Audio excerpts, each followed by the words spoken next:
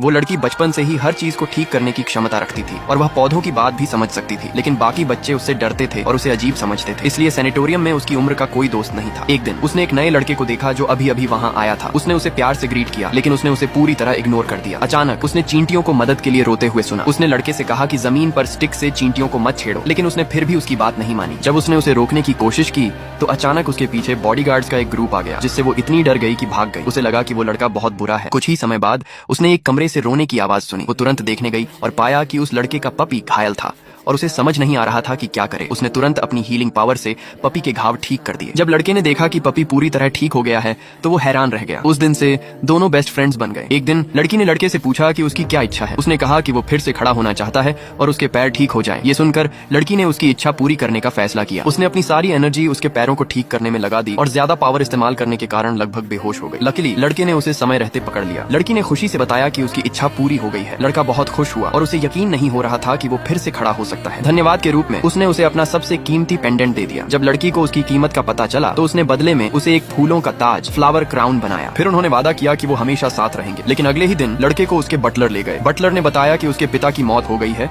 और उसे घर जाकर फ्यूनरल अटेंड करना होगा। लड़के को अपने बेवफा पिता से कोई लगाव नहीं था और वो सैनिटोरियम वापस जाकर लड़की से मिलना चाहता था। बटलर के पास कोई और ऑप्शन नहीं था, इसलिए उसने उसे जाने दिया। लेकिन जब लड़का वापस आया तो उसे लड़की कहीं नहीं मिली। दरअसल लड़की को डायरेक्टर ने अडॉप्ट कर लिया था और एक दिन पहले ही उसके असली माता पिता उसे घर ले गए थे। लड़का बहुत टूट गया क्योंकि वो बिना ठीक से अलविदा कहे अलग हो गए थे। 16 साल पलक झपकते ही गुजर गए। लड़की अब बहुत खूबसूरत हो चुकी थी, लेकिन उसके माता पिता उसे पसंद नहीं करते थे और उसे मजबूर किया कि वो अपनी छोटी बहन की जगह एक अमीर आदमी से शादी करे। इसलिए वो उस अमीर आदमी के घर शादी के लिए गई, लेकिन उसके कलेक्शन रूम में उसे एक फ्लावर क्राउन मिला। उसने तुरंत पहचान लिया, ये वही था जो उसने सालों पहले उस लड़के के लिए बनाया था। तभी वो अमीर आदमी अंदर आया, लेकिन उसने उसे पहचाना नहीं और साफ कह दिया कि उसे वो पसंद नहीं है और वो उससे शादी नहीं करेगा। लड़की गुस्सा हो गई और दोनों में बहस शुरू हो गई। उसी समय उसकी माँ आई और बोली कि उसकी दादी बेहोश हो गई हैं। वे तुरंत उन्हें देखने गए। दादी ने कहा कि उनकी आखिरी इच्छा है कि वो अपने पोते की शादी देख सकें और उम्मीद करती हैं कि दोनों भविष्य में अच्छे से रहेंगे। फिर उन्होंने अपनी बहू से कहा कि लड़की को बिना लिमिट वाला ब्लैक कार्ड गिफ्ट में दे। लड़की को उम्मीद नहीं थी कि दादी उसके साथ इतना अच्छा व्यवहार करेंगी, इसलिए उसने तय किया कि वो अपनी हीलिंग पावर से उनकी बीमारी ठीक करेगी। उस रात वो अकेले दादी के कमरे में गई। दादी उसे देखकर खुश हुई, लेकिन थोड़ी देर में फिर से बेहोश हो गई। लड़की ने तुरंत उनका हाथ पकड़ा और उन्हें हील करना शुरू किया। उसी समय अमीर आदमी ने ये सब देख लिया और उसने तुरंत उसकी हीलिंग पावर को पहचान लिया।